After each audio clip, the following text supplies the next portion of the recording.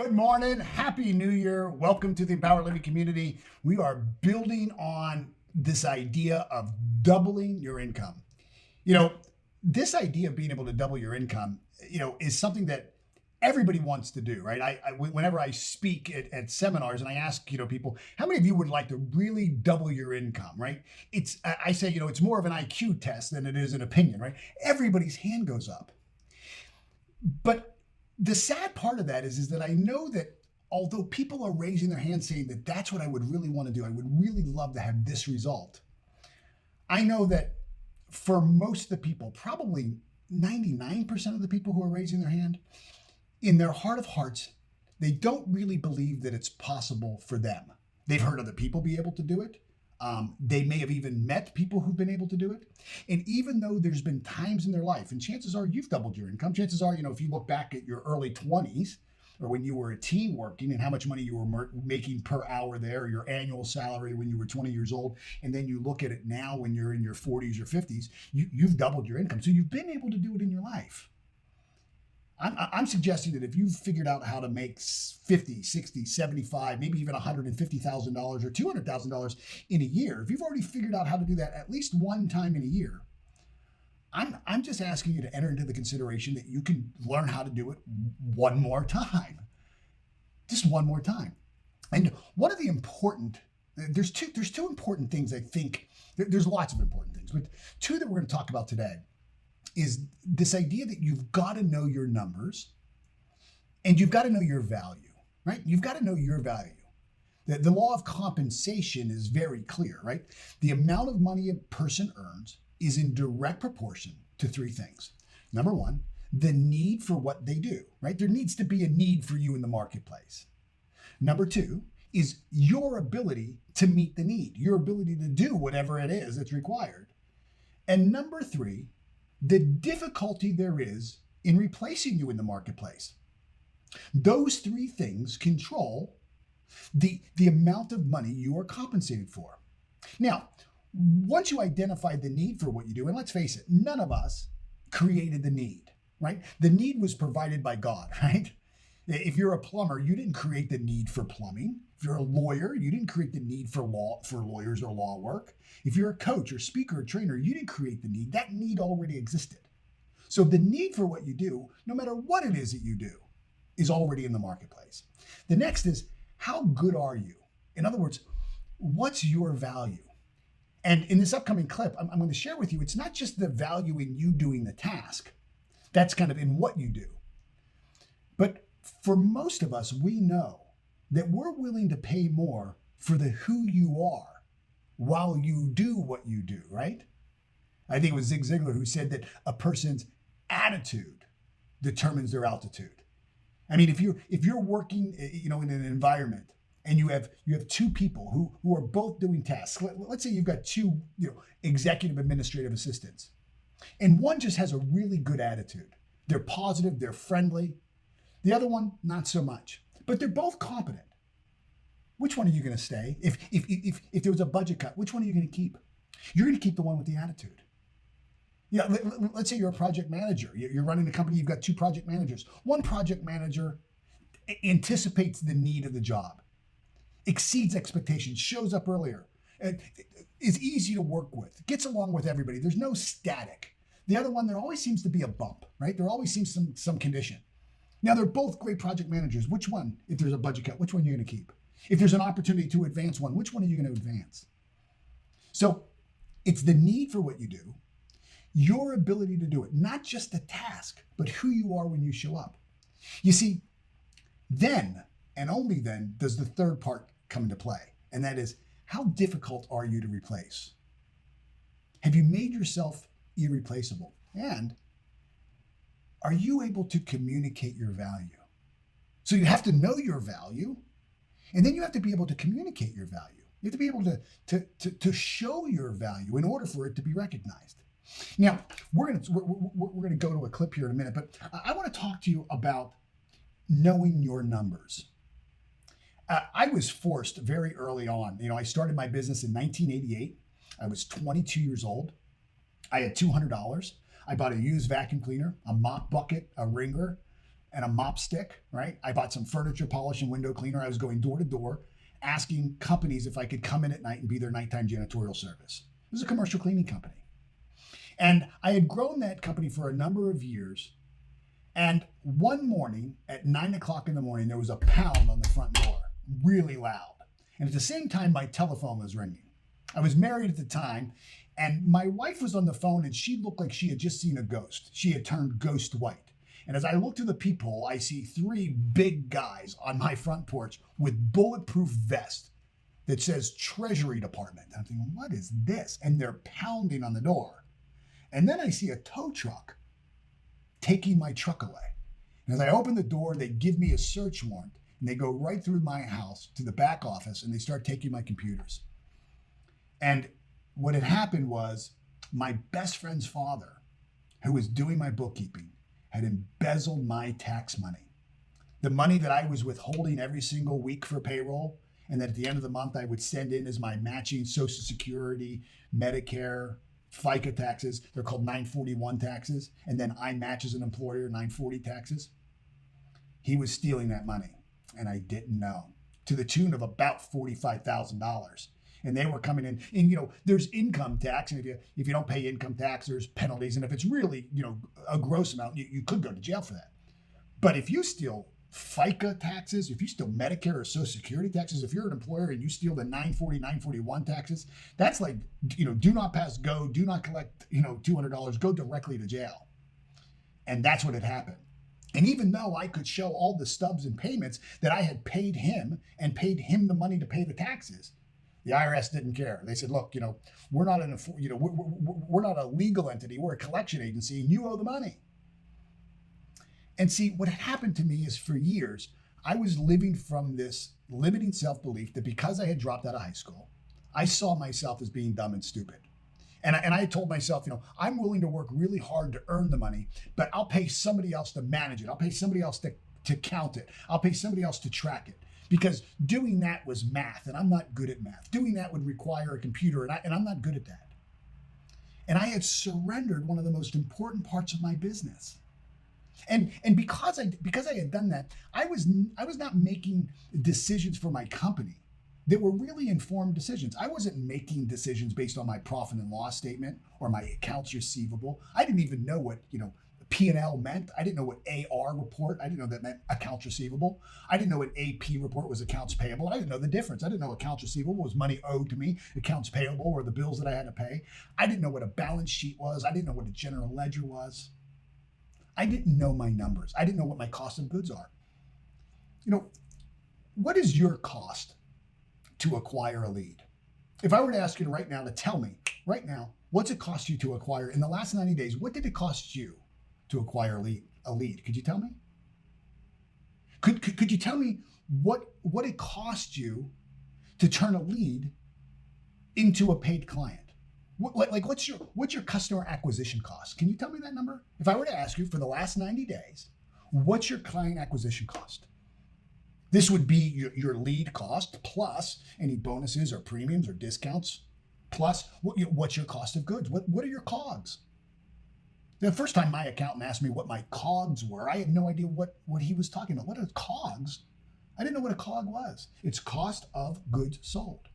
This is all of your expenses. These are all these costs that go into delivering your product or your service. What's your cost of goods? If I were to ask you, what are your COGS for the last 90 days? Could you tell me? You see, most entrepreneurs have absolutely no idea. It's not till the end of the year, when they send all their information over to some accountant, that they find out how much money they made. I recently had a fairly highly successful entrepreneur tell me that last year he ended up about $75,000 under what he had made the year before, and didn't know that until his accountant had told him at the early part of January this year. And I'm saying, how did you not know? How did you not know? And basically, he was getting his books done, once every 3 months, 90 days. He had some bookkeeper and agency doing it, but he never sat down and looked at it. Do you know how much money you grossed last January? In January 2021, how much money did you gross? What was your gross income? And what was your net income? Do you know that number? You should know that number right now. You should know that number. You should be able to take a pen right now and tell me what that number is. Why should you be able to tell me what your last January's number is? Is because you're trying to beat that number this January. I mean, if you don't even know what the target is, you're sure to miss it. I mean, you would move yourself so much further to be able to double your income if you just knew your numbers. I mean, it's basic. It's like basic goal setting. What's your comp number? What's your comparative number? Have your costs? What are your fixed costs? What are the fixed costs? What are your adjustable costs?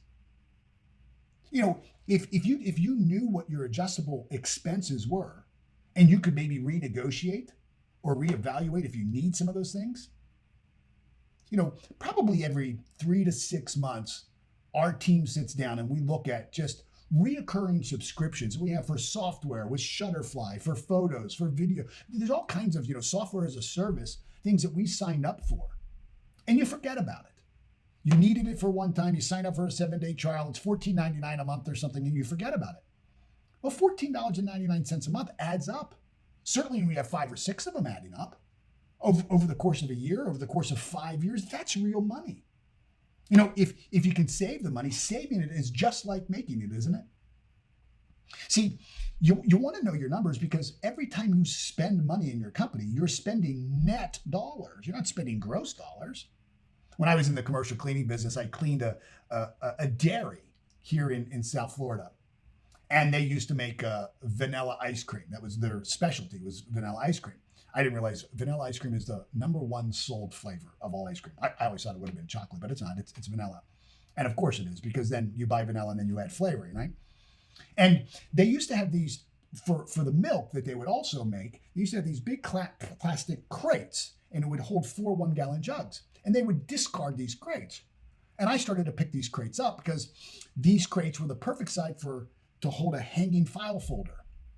And our filing cabinets at my house, when I owned the cleaning company, were these old discarded milk crates. And we had all these, hanging files for each of my clients. I had, thousands of clients by the time I had sold the business. And I can remember one time, my office manager at the time, Terry Blackmer, came up to me and said, we're going to buy this file cabinet. Now, we were a young company, and I had already understood discipline in spending. And the file cabinet, I think it was like a 4-drawer file cabinet. It was probably $375. And she was saying it was like $375, like it was nothing. Well, maybe it is and maybe it isn't. But what I shared with Terry is do you realize that file cabinet doesn't really cost us $375 because we're buying it with the net dollars. Now, what's our cost of goods? We only, we're making maybe a 20% profit, or maybe we're making a 30% profit. That file cabinet costs us maybe $1,200, maybe $1,500. We have to bring in $1,500. Now, when you're cleaning an office at $25, you're going into, Dr. Smith's office, who's a dentist, and they pay you $25 or $30. How many times do you have to clean Dr. Smith's office to generate $1,500 to buy that $325 file cabinet? See, you've got to be a good steward of your money. This idea of doubling your income isn't just about increasing your revenue. It's about increasing your awareness of money and how it works and your relationship with money. So the first part of today's lesson is this idea of you've got to know your numbers. Now, I was blessed. I was embezzled. And because I was embezzled, I was forced into the discipline of knowing my numbers. I look at what happened to me then as a blessing now. Now, when it happened, it was a curse. But I look back on that and I think, had that not happened to me, had I not attracted that into my life, I would never have broken through. I would never have voluntarily signed up to go through the pain, to break through the limiting belief that I was too dumb or stupid. Sometimes it really is when our back is right up against the wall that's when we learn to stand tall.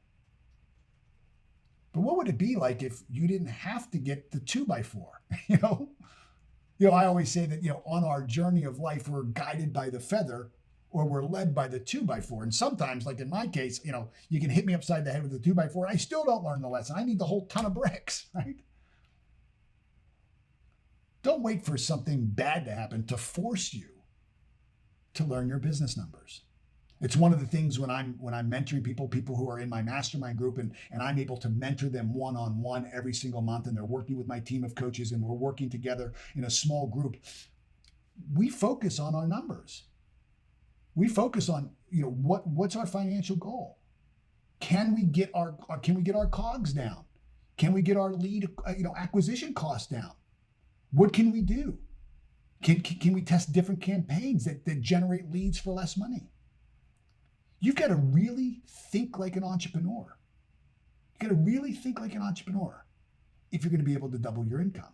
The Double Your Income program is like an advanced course in mindset on money. Now, the second big idea here is this idea of you've got to know your value. So this clip comes directly from the program. I think it might be 10 or 12 minutes long. Enjoy this clip and think about this. Think about this. As you watch this, don't just kind of watch this. Think about, what is my value? What is my real value in the marketplace? And if I were to right now switch the camera on for you, and you were now talking to the however number of people we've got, I think we've got almost 3,000 people watching, and you had to communicate your value to everybody watching, could you do it? So watch this clip. I'll see you on the other side. And I'm going to teach you the key principles that will lead you to success in what you're doing and what you're building. So you've got nothing to worry about, okay? I'm going to walk you through this whole process. So just stay with me. And I promise you, I think, as I said before, if you do exactly what I show you to do, the way I show you to do it, the number of times I tell you to do it, you're going to be getting the results that you want. And it's not going to take much guesswork here. I'm going to show you exactly what you need to do. So regardless of how you are, earning your income right now, doubling it will absolutely require you to connect with other people. We talked about this in an earlier lesson as well, didn't we? Whether it's a new customer or prospect in your business or sales role, or even building relationships in your workplace with influential people. People who make the decisions about who to hire and who to promote. You have to be able to talk with these people and interact with them. And you have to be able to talk to them about your value. You have to be able to show them the value that you offer as it relates to what they need.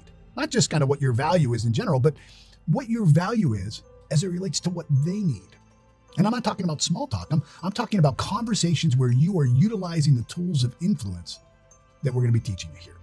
So that's what sales is all about. After all, if you think about it, sales really is influence, and it's developing this emotion of certainty in other people. So that leads us to this big question today. Here it is. Do you know your value? Do you know your worth? Do you really know your worth? See, worth is the level at which someone or something deserves to be valued. Do you know your worth? Have you thought about that? Do you know what value you bring? Now, don't confuse this with what you're good at, right? Because you can be a good speaker, a teacher, a plumber, a lawyer, and bring no value. I'm not talking about what you're good at. I'm talking about the value of you being good at that thing. Value goes beyond just the mere skill set, right? It encompasses who you are as a person when you're doing that thing. So, are you a problem solver? Are you a nice person to be around? Do you have a good attitude? Are you a solution-oriented, creative thinker? See, you can be a speaker, teacher, plumber, lawyer, or any number of things and be able to apply your skill set in kind of normal conditions. But what about when the yogurt of life kind of hits the fan, right? When there's a real problem and you have to be able to solve that problem. You need to harness your energy in a positive direction, even when everyone else around you may be complaining or worrying about the conditions and circumstances. What qualities or characteristics do you have that you can layer on top of your core skill set that amplify and augment the value you bring to those around you and to the situation at hand? You see the difference there? It's about looking not just at your basic skill set, whether that's your ability to coach or to sell, to be a nurse, a lawyer, or whatever it is, but recognizing the complete picture of who you are and what you bring to the table. What's the value of you? In other words, when someone exchanges money for your value, what are they getting? What's the value of a person or organization gets when they work with you, when they hire you, when they exchange their money for your goods or your services? And can you clearly communicate? Can you articulate that value to them? Can you clearly articulate your value? If this lesson were live right now, and I were to turn on your webcam and say, okay, I'm putting you on the spot, I want you to give me a statement that clearly illustrates the value that you, as an individual or an organization, will receive from working with you, right? So if you were to be able to communicate right now on the spot to another person or organization, could you communicate the value that they would get from working with you right now? Could you do that? See, I'm not talking about your mission, statement right now. I'm asking you to tell me what you offer along with the value I get when I come to you as a customer. This is an important question, a very important question. And I've given you some examples of how to identify those additional benefits that someone receives by aligning themselves with you, by hiring you to do work with them and for them. Remember, in one of the previous lessons, when I spoke about that kind of pimple-faced kid who was flipping burgers at McDonald's and how quickly that kid could be replaced in their job, I was talking about the law of compensation.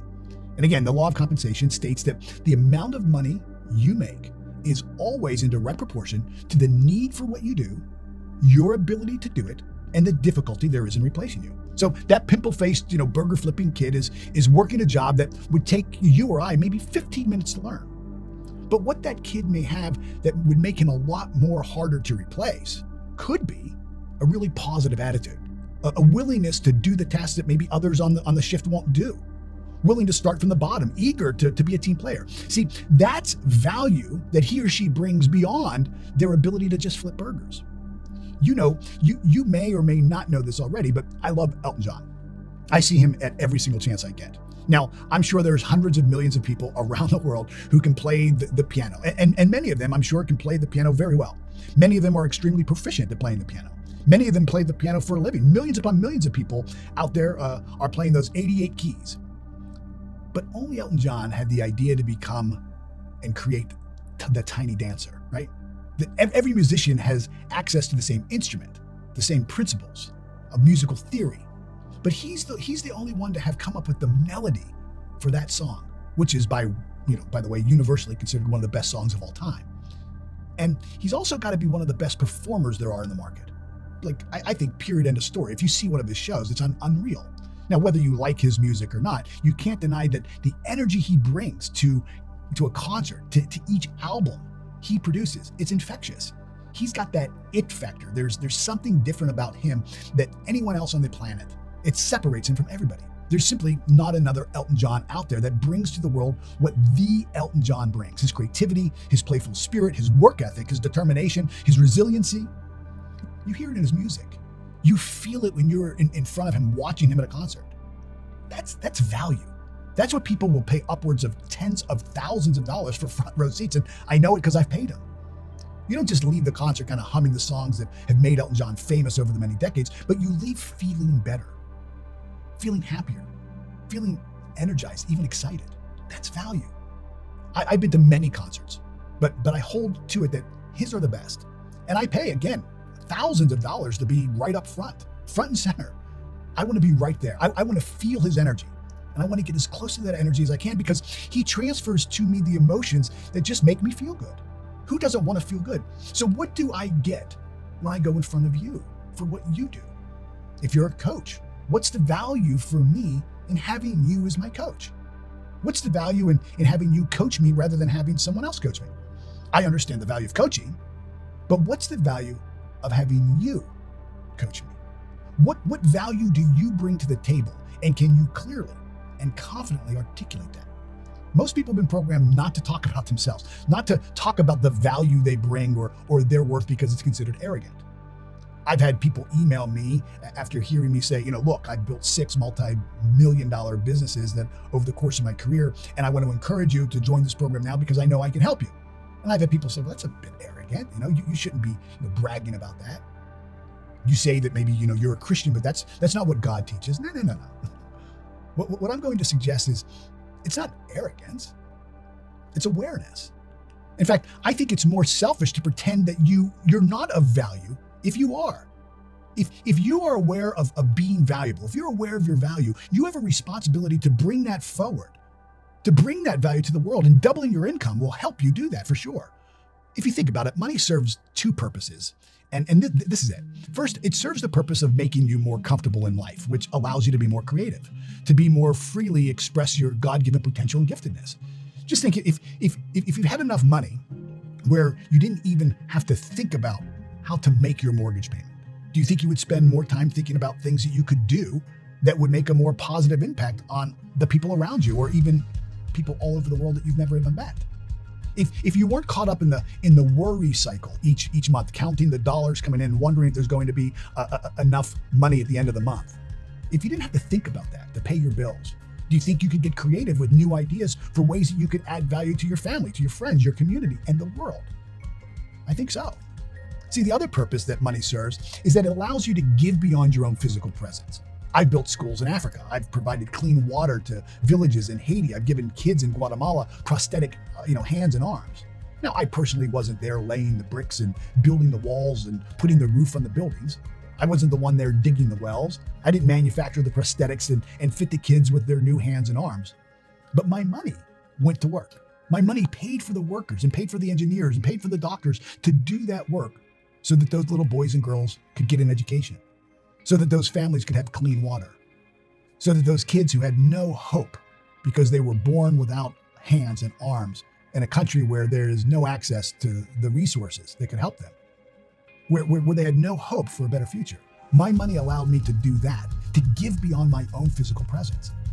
I didn't have to be there doing the work myself, because my money allowed me to give in a way that I could be from distance and still make impact. I'm going to make a statement that makes people uncomfortable, and it's this: the world needs you rich. The world, write that down. The world needs me rich. And most people, when they think of that, they're hesitant to even accept the idea. The world needs good people like you rich. Again, it's your responsibility to bring forward your value to the world. It's not arrogant, it's your responsibility. I remember one of my favorite preachers, Adrian Rogers, God rest his soul. I heard him preach one time on a recording where he said, humility is a form of rebellion.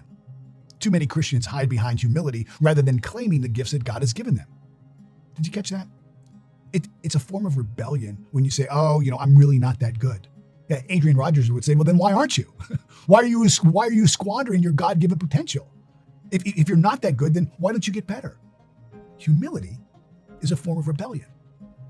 You had better get very good at being able to communicate your value to another person, to other people in other organizations. See, I know my value. Like I said before, I'm absolutely 100% convinced that if you do what I show you to do, the way I show you to do it, the number of times I show you to do it, that you're going to be able to double your income. I know it. I know the value I bring. I've done it for myself. I've doubled, tripled, even quadrupled my own income. And I've done that for hundreds of other people.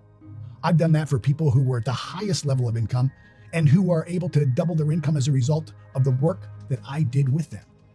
And I know that if you made it this far in this program, that you have a desire to double your income. And I wholeheartedly believe you're willing to do the work. And if you'll do and trust what I show you and ask you to do, the way I show you and ask you to do it, if you'll get good at what I'm asking you to do, I have no doubt that you'll double your income. Like I said, that is that's a short clip from, I think that syllabus in the program is about an hour long. I think the entire program is like 16 hours long. And the program includes a monthly, live call with everybody who else is going through the program. If you're not part of a really good, strong mastermind group, I've got some seats available for a mastermind. We're gonna do 3 mastermind groups this year. We're gonna start 3 new ones. We're gonna do 1 in February, 1 in March, and 1 in June.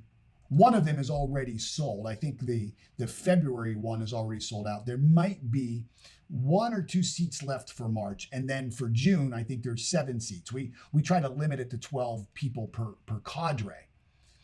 If you're not part of a mastermind group that's really focused on you and your business, on moving you forward, send an email right now to rick@paulmartinelli.net. Rick, R-I-C-K, @paulmartinelli.net. And at least acquire what it costs to get into a mastermind group. You'll come into Florida. you'll spend 2 days with me and your mastermind group. We'll get very clear on your purpose, your vision, your goals. We'll get very clear on what your objectives are. And then every month, you'll be coached by one of my licensed coaches, one of my coaching team. They'll coach you one-on-one twice a month. You'll work with me one-on-one each month. And then you'll work with me and my coaches in your group once a month. So every 7 to 10 days, you're touched by this program just to keep you on course, because we know as you go from here to there, you're going to go off course. And so as you just begin to sway off course, every 7 or 10 days, one of our coaches, myself, or the group pulls you back on course. If you don't have the discipline to stay on course, and most people don't, this is a perfect opportunity for you. So I hope you enjoyed this lesson. Thanks so much for being part of this community. Thanks for letting me be part of your journey. Happy New Year. And for those of you who are new, and I know many of you are, welcome to the Empowered Living community. God bless. Be well.